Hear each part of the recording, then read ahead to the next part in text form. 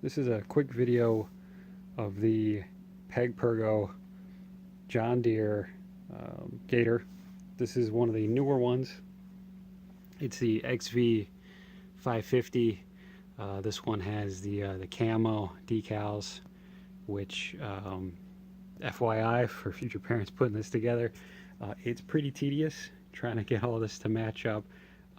It does look pretty cool. The other gator comes in the standard John Deere green and yellow. And even though this is one of the newer ones, as far as I could tell, Pergo's had a similar gator chassis for 10 plus years. So, you could probably pick up one of these used. It may look a little different on the front end and maybe the back. But the actual guts are really similar, and a lot of the ways that you would mount things in this could be used as well. So I saw some really good videos on YouTube that gave me some ideas on things to do to my son's soon-to-be gifted ride-on. He turns 3 in a few weeks.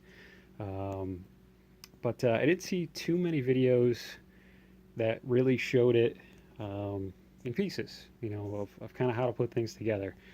This one isn't entirely really a how-to. It's kind of more to give you a little bit more detail behind what's involved. There's a video I really liked for this particular model. A dad did up a gator.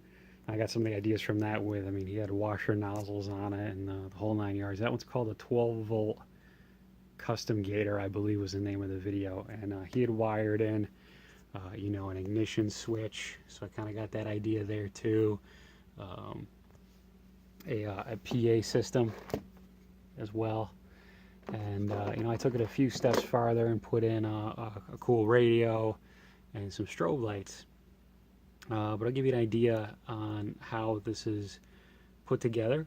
I decided to keep it separate from the main system, so the battery that goes in place remains in its standard space there, and this plug goes right into that battery. The Perego battery is a 12-volt, 12-amp battery.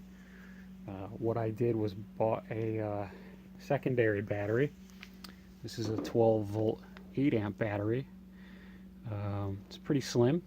What's nice about it, and what's nice about these gators is they actually have a lot of room up front underneath in this footwell.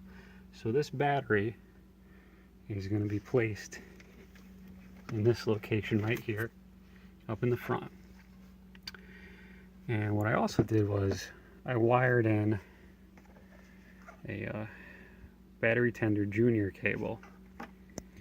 So this battery has, get a little bit more light on it.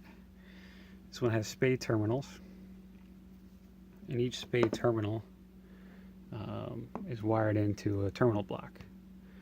So this ground creates additional ground connections here, and that's used to ground the kid's bullhorn, his strobe lights, his battery meter, which is his fuel gauge, his music, really any other ground that's required for this device is set here on this terminal block. And then what I do is I run power here to this terminal block, and it's shared across. The battery tender is wired directly into these terminals, and what this is going to do is eventually it's going to stick out the front, and that way it's really easy for my wife and eventually the kiddo to charge it. He's going to plug in 2 chargers, one for the main battery, one for the secondary battery here. Eventually I may wire these 2 together so he can maybe get more power, but seeing as he has yet to ride this, we're going to do it with the main battery by itself for propulsion, and this one here for all auxiliary devices. It's really not anything that's too difficult to do. I did it with my father. It was kind of a fun project. We may even add more to this eventually. But if you can, wire up a car stereo or an outlet in your house or a light switch, you can pretty much do this. And even if you can't, it's really nothing that's too hard to do. What's hardest and probably most time consuming and tedious is figuring out what you're going to do with this, how you're going to get everything to fit, how it's going to be lightweight, how it's not going to suck down juice, And you know, some of the easiest things to do, because this is a 12-volt system, is finding you know, devices you put like in a car, or in this instance, a lot of this is for a motorcycle. So I'll start with kind of how all this works. Kiddo's going to have a key. This is his little fob, and these are his keys. The fob lets him arm his car. And a neat little thing about this particular motorcycle radio, it's got a bump sensor.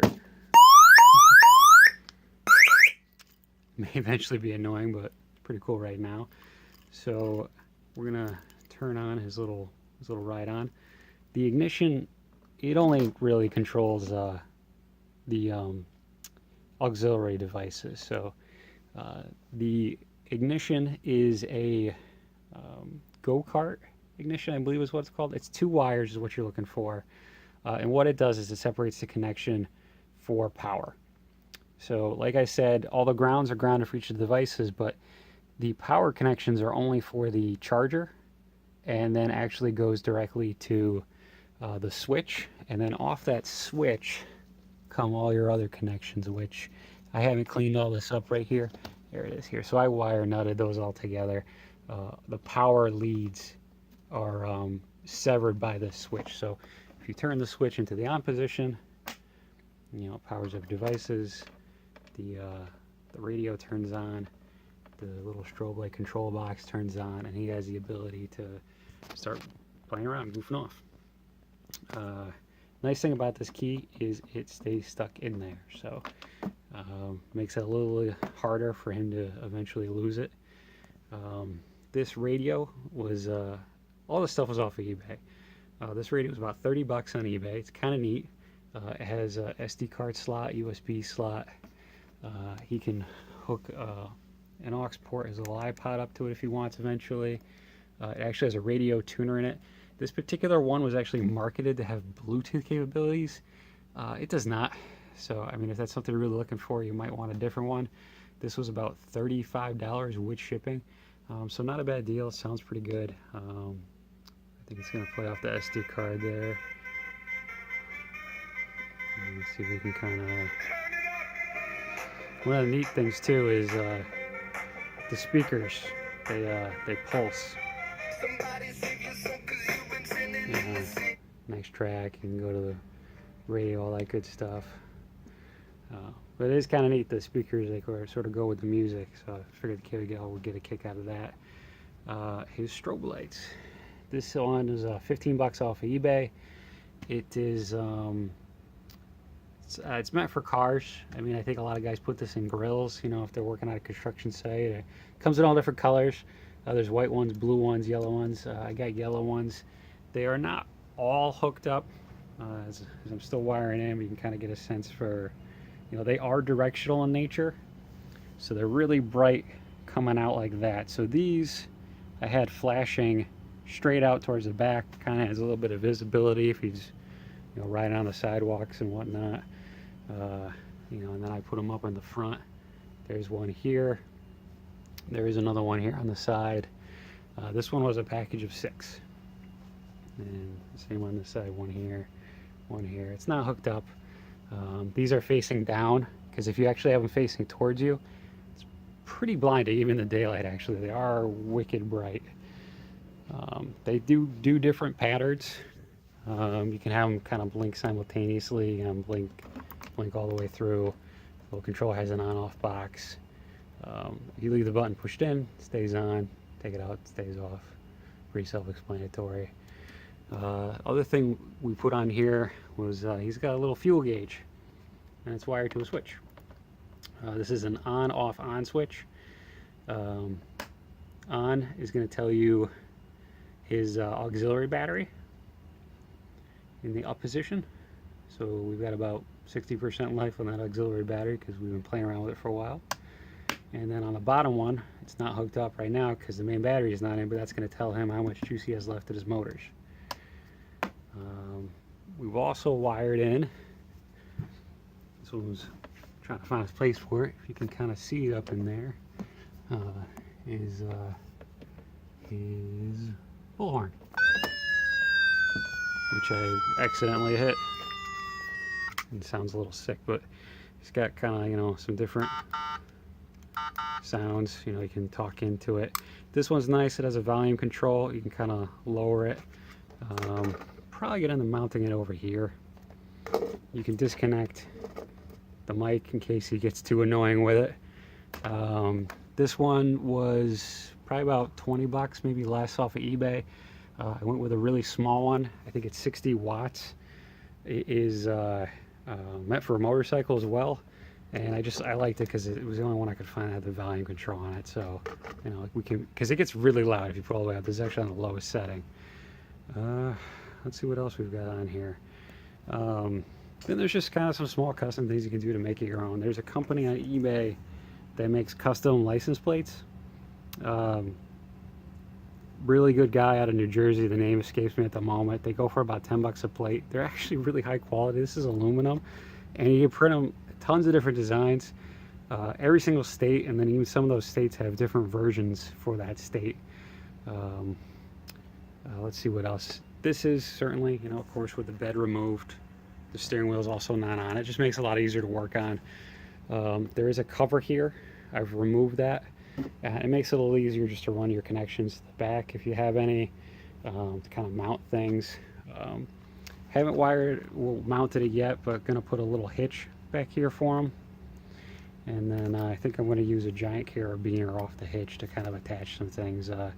I've seen videos of this thing pulling, you know, the other kid in a wagon.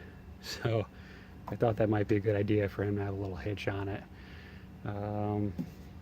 Haven't mounted the seats yet, as you can kind of see.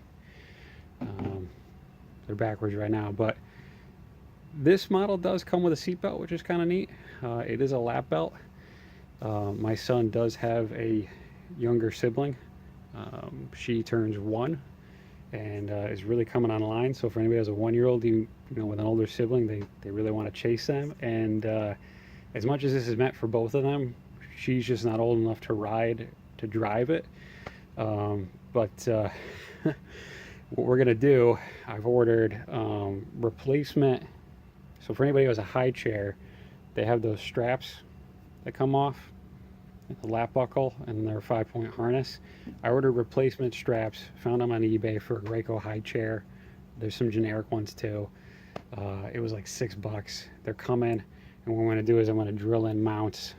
And then, you know, the 1-year-old can have a 5-point harness, and we've got a little helmet for her so she can ride along with her brother supervised.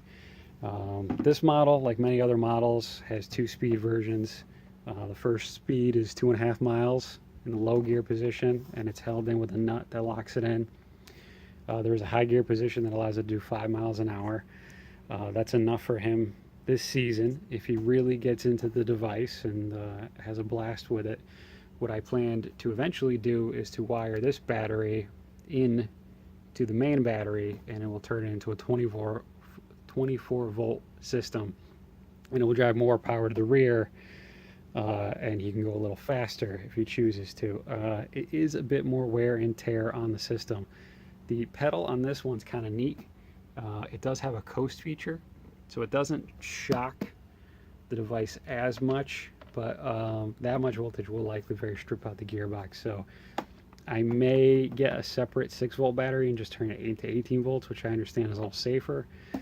Or I may go with, there's a company called, I think it's Eastern Power Sports, or Eastern Power Wheels, something along those lines. And they have electronic variable pedals. So the initial jolt of the system is gradual as the device picks up speed.